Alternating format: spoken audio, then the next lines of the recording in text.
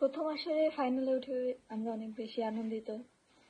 এটি আমাদের বড় একটি অর্জন, নতুন একটা চ্যালেঞ্জ ফাইনাল। তো আমরা সবাই চেষ্টা করব যেন আমাদের সর্বোচ্চটা দিতে পারি।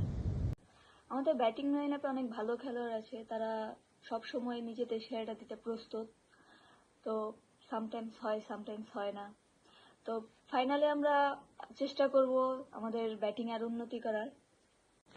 ক্রিকেট মাঠে আমরা সবাই ক্রিকেটার, আমরা চেষ্টা করছি দেশের জন্য সেরাটা দেওয়ার।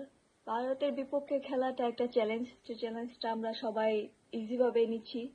দেখা যাক কি হয়, দিন শেষে রেজাল্ট দিন শেষে হবে। আমরা আশাবাদী আমরা ভালো কিছু করব ইনশাল্লাহ।